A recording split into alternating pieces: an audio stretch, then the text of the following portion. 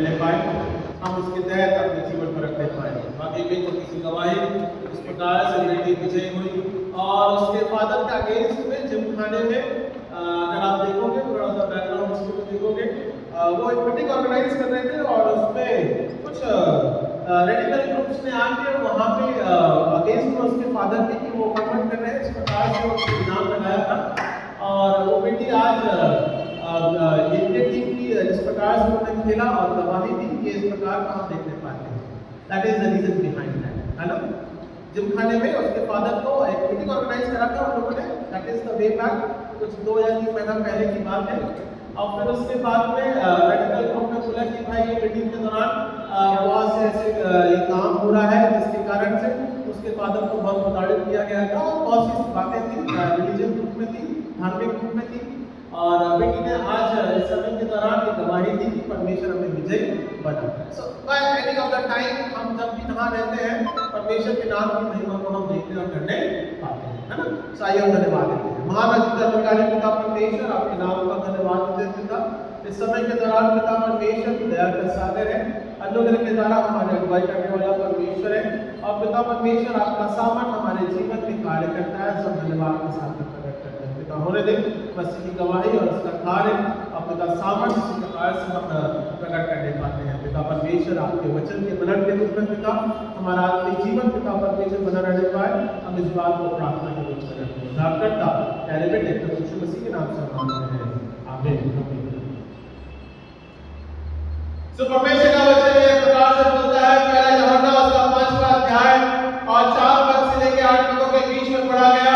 8वां पद हमारे लिए बहुत मुख्य रूप से है, गवाही देने वाले 3 हैं, आत्मा, पानी और लहू, और तीनों एक ही बात पर ट्रिनिटी ऑफ गॉड जिसे हम कहते हैं, देह, लहू और प्राण एक ही इस प्रकार से वो गवाही देता है और वो कहते हैं कि तीनों इसी बात पर सहमत है कि प्रभु यीशु मसीह हमारा उद्धार करता है। सो पहला यूहन्ना के बात को अगर हम देखें, यूहन्ना के जीवन को अगर हम देखें तो इस बात को हम देखते हैं कि वो प्रिय शिष्यों में से था, है ना। यूहन्ना जो था वो भाई के रूप में था, प्रिय शिष्यों में से था, माता की जिम्मेदारी भी उसी को दी गई थी और तमाम बातें प्रभु यीशु मसीह की जो गृह के रूप में रहती है या गृहस्थ जीवन के रूप में जिस प्रकार से हम देखते हैं, तो तमाम बातों को यूहन्ना पूरा करता है। और जब हम परमेश्वर के वचन को यूहन्ना के बारे में जब हम पढ़ते हैं, यूहन्ना के गॉस्पेल को हम पढ़ते हैं या यूहन्ना के सुसमाचार को पढ़ते हैं, तो एक मुख्य नाम दिया गया है, it is the love of gospel, है ना। परमेश्वर का सुसमाचार जो कि प्रेम के माध्यम के द्वारा या परमेश्वर के प्रेम के बारे में वो प्रकट होता है। So it is called the John gospel, it is the love of God.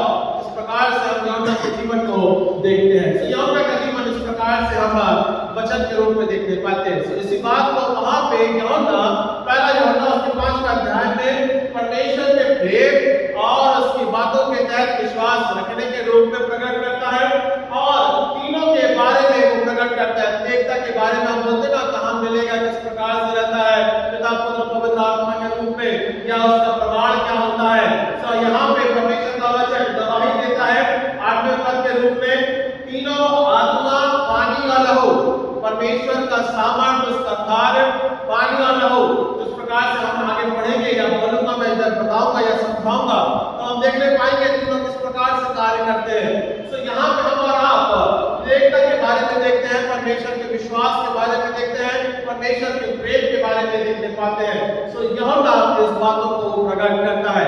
सो आइए हम थोड़ा सा वचनों के रूप में वर्णन करेंगे किस प्रकार से परमेश्वर का सामर्थ्य हमारा और आपके जीवन में उत्पन्न करता है या प्रेम को वो ठहराता है।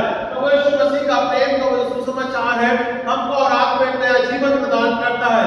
Whenever you read the gospel, जब भी हम सुसमाचार को पढ़ते हैं, सुसमाचार केवल 4 ही है जिस प्रकार से उनको कैटेगराइज किया गया है, मत्ती, मरकुस, लूक,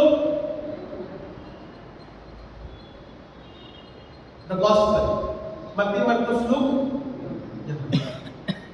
बाकी प्रेरितों ने लिखे हैं, कुछ पौलुस ने लिखे हैं, 14 पत्रियां जिस प्रकार से हम देखते हैं, और तमाम ऐसी बातें जिस प्रकार से हम आगे वचन के रूप में देखने पाते हैं, है ना।